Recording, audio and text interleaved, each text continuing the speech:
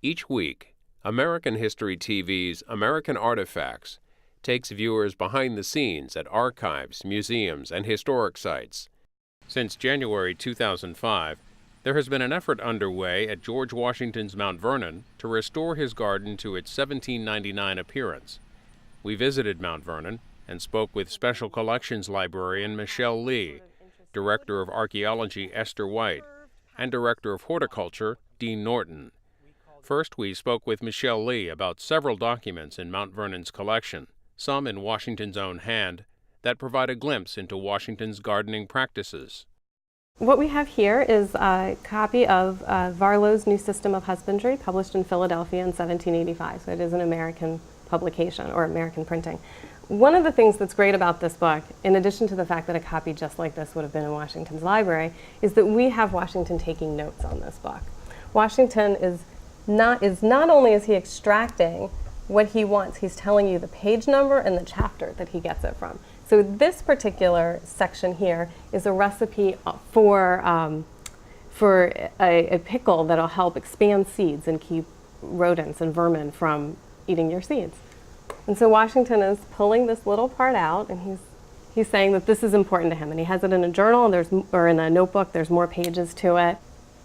So in 1787, Samuel Vaughan comes to visit Virginia and Maryland, and specifically he comes to Mount Vernon, and he writes about his trip to Mount Vernon. He starts here by saying the general's house is 96 feet by 32, and he writes this is a highly descriptive journal of his time here at Mount Vernon and what Mount Vernon looks like. In addition, on the next page of the journal, Vaughan gives us a sketch of Mount Vernon. In November of 1787, he sends Washington this large sketch of the estate and the grounds. And it includes all the outbuildings and all the gardens. And Washington writes him back and says, this is as close to the original, and you've got everything pretty accurate with the exception of a bank of trees, which is actually 2 willow trees.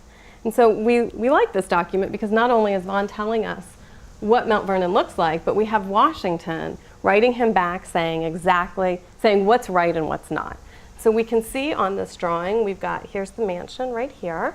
This is the oval path, the bowling green, and then we have the 2 gardens on either side. This is the slave quarters. He's got a legend here that actually lists all this. It tells us what Mount Vernon looked like in 1787, almost exactly. And there are very few other things that tell you exactly what something would have looked like. Someone obviously realized we have some voids here. Let's go ahead and plant some trees. From the library, we moved out to the upper garden, where archaeologist Esther White and horticulturist Dean Norton walked us through the work they directed in the garden's reinterpretation. Washington, really loved the gardens, and, he considered himself a farmer, and so just by extension, this garden is the highlight of the estate. And we see that from visitors' accounts. After the mansion, this is where they're coming, and this is what they're remarking upon. This would have been the highlight during someone's stroll of the pleasure grounds, which would have included the east lawn, the bowling green. For them to have walked into this garden enclosure, they would have been wowed by not only the different types of flowers, but also the greenhouse and the tub plants that were out in whatever arrangement they were at that time. So as someone would have strolled around, this would have been something very special for them. And they indicated that in their diaries and others. They talked about the beauty of the flowers, the exquisite perfume, and how delightful all this was to the eye. So we're in the western end of the garden, and we think about that as the new part of the garden because it was brought under cultivation in the 1780s after Washington comes home from the war. And one of the striking things about this end of the garden is this curved brick wall that really, creates the shape to the gardens as we know it. And up until 2010, if you had visited the garden, there would have been crescent beds, so curved pathways and curved beds, and there were 5 paths that sort of cut through what we now show as one bed. And those crescent beds had been a part of the garden for as long as we could remember. And that's, I think, an important part when thinking about the garden. They show up on the earliest photographs that we have of the garden, which date from the 1890s and right around the turn of the century. Of course, they don't show up on the Vaughan plan. The Vaughan plan just shows this as blank space. When the garden was last restored in 1985, these crescent beds were kept in place, partly because we didn't know what else would have been here, and partly because since they had always been here for as long as people could remember, they really, I think, reflected this whole idea of George Washington's naturalistic landscape. Batty Langley suggests that, the curve is what's important in the landscape, in this English picturesque landscape. And of course, someone like George Washington, who's reading Langley and applying these principles throughout his whole larger landscape, would have applied those same principles in the garden.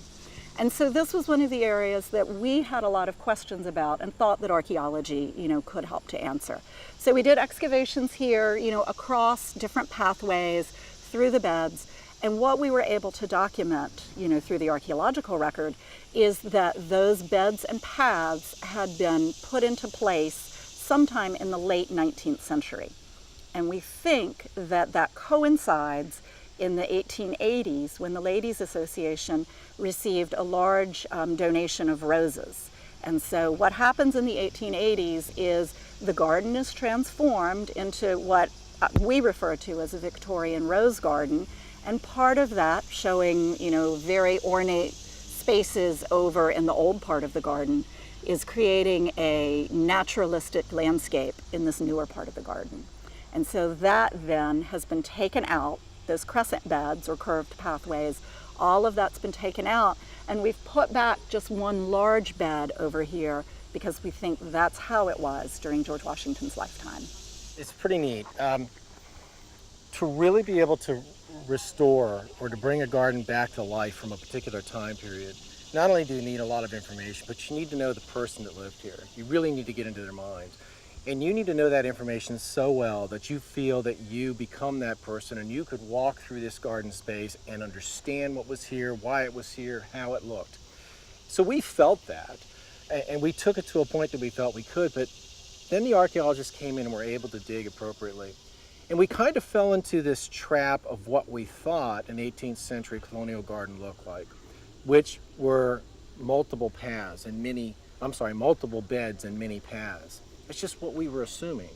And that's how we interpreted everything that we read that Washington wrote and what the visitors were commenting about. As a matter of fact, Benjamin Latrobe visited Mount Vernon in 1796, and he said on one side of the Bowling Green is a plain kitchen garden, and the other a neat flower garden laid out in squares and boxed with great precision. Well, that's great. So when he said squares, we're thinking little squares. That's just kind of what our mindset was. Well, the archaeologists showed us that that wasn't the case. It was more of what the archaeologists didn't find in this garden than what they found that helped us the most. We were trying to solve this puzzle, but we desperately needed some valves. And archaeologists allowed us to buy enough valves to really figure it out. It was a big aha moment. And so the garden that someone sees today, we just feel so proud and confident that what they are seeing is the garden that George and Martha and their many guests walked down these paths many years ago.